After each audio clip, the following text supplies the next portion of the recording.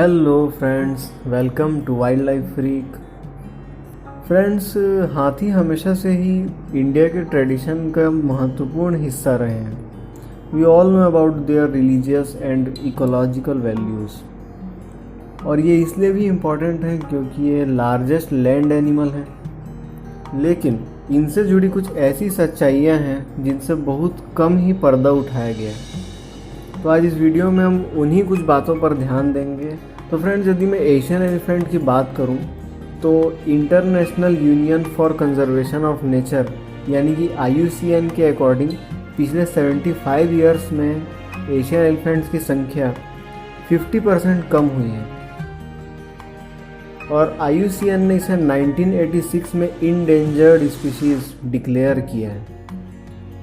वहीं WWF कहता है कि सिर्फ 20,000 वाइल्ड एलिफेंट बचे हैं एशिया में, यानी कि जो बाकी एलिफेंट हैं वो सारे या तो पाल लिए गए हैं या फिर जू में हैं, और सिर्फ 20,000 या उससे भी कम वाइल्ड एलिफेंट बचे हैं। तो इनकी संख्या में इतने डिक्रीमेंट का कारण क्या है, चलिए इस पर बात करते हैं। दोस्तों, प्रकृति ने इन्हें एक शानदार तोहफा दिया था जो अब इनके विलुप्ति का कारण बनता जा रहा है। वो है इनके दांत, जिन्हें टस्क कहते हैं, और इनसे जो मटेरियल बनता है उसे आइवरी कहते हैं। एक सर्वे के अनुसार ऐसे 5 देश जहां आइवरी की सबसे ज़्यादा मांग है वो हैं चाइना, वियतनाम, थाईलैंड, USA और फिलीपींस। और इसमें से चाइना में सबसे ज़्यादा मांग है एशियन एलिफेंट के दांत की। तो चाइना के पास तो ढंग से नेशनल पार्क्स भी नहीं है और उतने एलिफेंट्स भी नहीं है, तो सोचिए कि कहाँ से उसे मिलते होंगे हाथी के टस्क। यस, इंडिया से। तो फ्रेंड्स, इल्लीगली हाथियों को मारकर उनके दांत को अलग अलग कंट्रीज़ में सप्लाई किया जाता है, ब्लैक मार्केट में बेचा जाता है। जापान में ऐसी बहुत सारी ऑनलाइन मार्केटिंग साइट्स थी जहां हाथी दांत का लेन देन किया जाता था। इनमें से कई साइट्स बैन कर दी गई, लेकिन कुछ साइट्स अभी भी ये काम कर रही हैं। और एक साइट ऐसी है जिससे पिछले 10 साल में $27 मिलियन के हाथी दांत का लेन देन किया है। आप सोच सकते हैं 27 मिलियन के हाथी दांत, यानी कितने हाथियों की जान गई होगी उसके पीछे। अच्छा, अब बात करते हैं इंडिया की। तो इंडिया में हाथी का यूज़ सबसे ज़्यादा वाइल्ड लाइफ सफारी में, राजस्थान में और केरला में होता है। और पहले सर्कस में भी होता था, लेकिन फॉर्चुनेटली उस पर बैन लगा दिया गया। बहुत अच्छी बात है, उस पर बैन लग गया। हम जब छोटे थे तो बहुत अच्छा लगता था सर्कस देखना, लेकिन जब मैं बड़ा हुआ तब पता चला कि एनिमल्स के लिए कितना पेनफुल रहता है।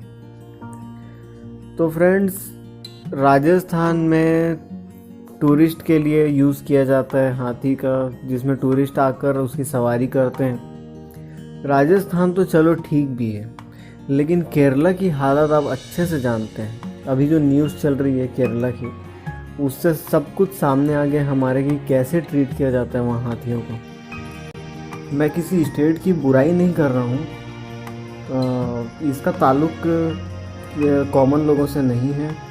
जो अच्छे लोग हैं, जो आम लोग हैं, उनसे कोई देना देना नहीं है। जो क्रिमिनल्स होते हैं वो किसी स्टेट के नहीं होते, यानी कि क्रिमिनल कहीं भी हो क्रिमिनल ही कहलाएगा। तो हाथियों को तरह तरह की कलाकारी करवाने के लिए बहुत अत्याचार किए जाते हैं। मैं सारे महावतों को दोषी नहीं ठहरा रहा हूँ। हाथी पर बिना अत्याचार किए कला करवाने वाले भी लोग हैं बहुत, और कई महावत हुए हैं ऐसे, और आज भी हैं। लेकिन जो कुछ लोग पैसों के लालच में सब कर रहे हैं, वो लोग किसी भी सीमा को पार कर सकते हैं, और उन अत्याचारों में हाथी को कोड़े मारना, भूखा रखना और न जाने क्या क्या शामिल है। एक बहुत ही अजीब घटना मैं आपको बताना चाहता हूँ। सालों से लगातार हाथी दांत के लिए हाथियों की हत्याएं होती आ रही हैं। उसी कारण हाथियों में एक एडॉप्टेशन हुआ है। उन्होंने खुद में एक जेनेटिक चेंज लाया है। तो अब जो हाथी पैदा हो रहे हैं उनमें से कई के टस्क उगते ही नहीं। ना रहेगा बांस, ना बजेगी बांसुरी। कितनी दुखद बात है कि इंसानों के कारण एक जानवर को ऐसा एडॉप्टेशन करना पड़ा। ये है तो शॉकिंग, लेकिन क्या करें, वो जानवर मजबूर था। चलिए अब एक नज़र फ्यूचर पर डालते हैं कि यदि ऐसे ही चलता रहा तो एलिफेंट्स का फ्यूचर क्या होगा। तो हो सकता है आने वाले समय में हाथी और बाघ भी एशियाटिक चीते की तरह विलुप्त हो जाएं। ऐसे ही कई साल पहले एशियाटिक चीता भी पूरे एशिया में पाया जाता था, लेकिन आज सिर्फ ईरान में रह गए कुछ वो भी। तो हाथी और बाघ भी और पता नहीं और भी कई एनिमल्स हिस्ट्री बनकर रह जाएंगे। तो इसका सॉल्यूशन क्या है, हम क्या कर सकते हैं जिससे ऐसा ना हो। तो फ्रेंड्स सीधी सी बात है कि जो लोग ऐसा कर रहे हैं पैसे कमाने के लिए, क्यों ना हम उनके धंधे को ही बंद कर दें। यानी कि हम ये ठान लें कि हम कभी भी हाथी के दांत, शेर के पंजे और जानवरों से बनी हुई कोई भी चीज़ नहीं खरीदेंगे। और आपके जानते में कभी भी ऐसा कुछ हो तो आप बिल्कुल कंप्लेंट कीजिए पुलिस में। मैं जानता हूँ कि कभी कभी प्रशासन भी आड़े आता है, कुछ भ्रष्टाचार तत्व भी हैं हमारे सोसाइटी में, मैं खुद वो फेस कर चुका हूँ। लेकिन क्या करें, हमें लड़ना होगा एनिमल्स के राइट्स के लिए। तो गलत के खिलाफ आवाज़ उठाइए, एनिमल्स को भी उतनी इम्पोर्टेंस दीजिए जितनी आप ह्यूमन को देते हैं।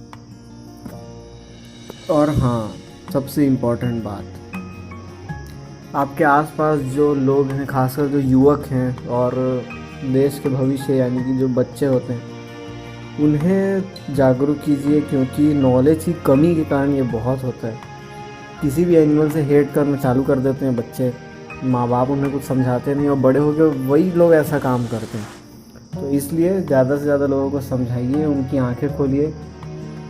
तो thank you friends, I hope ये वीडियो आपको बहुत अच्छा लगा होगा और इस वीडियो को शेयर भी कीजिएगा, लाइक भी कीजिएगा और चैनल को सब्सक्राइब भी कीजिएगा।